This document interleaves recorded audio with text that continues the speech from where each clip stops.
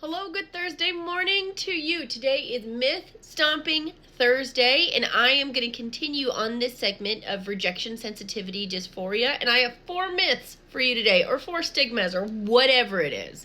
The first one is that rejection, sensitivity, dysphoria, RSD, is an overly emotional response.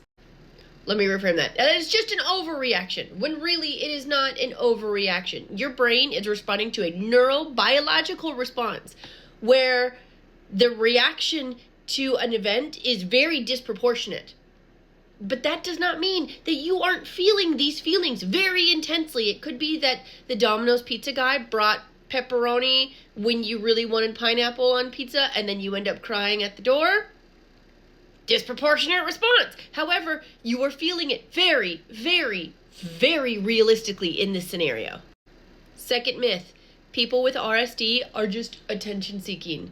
They're just coming in, I need you to pay attention to me, pay attention, fishing for compliments. No, with RSD, it is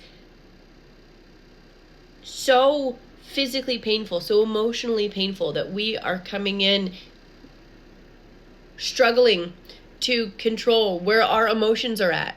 We are really, really working through this perceived criticism in our brain. It's also really, really, really, really important to recognize that emotional dysregulation is very prevalent with those with RSD. And so coming in, getting into a spiral, it's really hard to get out of that. And so sometimes it's not, all the time, it's not about seeking validation. It's about coming in and noticing that your brain is being hijacked for this criticism that we are keeping in our brain.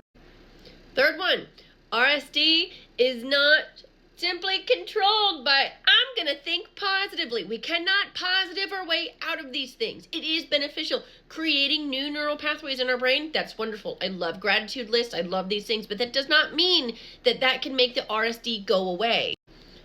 What you can do is you can come in with therapy, learning healthy coping skills, coming in with the learning emotion regulation and management, but still coming in with the reality that this can take a while. These are still very felt feelings, and they're felt really intensely, and that's okay. It's not okay that you're having it because it sucks. It doesn't feel good, but if that's where you're at, that's where you're at.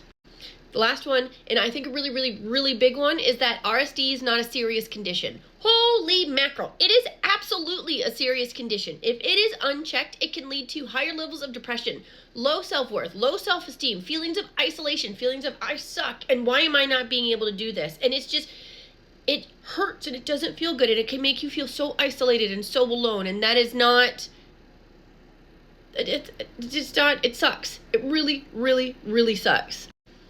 The stigma of all of this is just, it's a temporary overreaction. It's not. It's not. And so for those of you who have it, for those of you who experience it, I want you to know you are experiencing these things. You are feeling this pain. You are feeling this isolation. It could be in your brain. It could be in your body. It is very real and it's very there. And you can't just will yourself out of it. If you could, I would probably not have a job. So it's not a thing, but it is something that can be worked on. It is something that can get better. You can work through this, and I believe in you, and you can do this. So I hope you'll have a really great Thursday.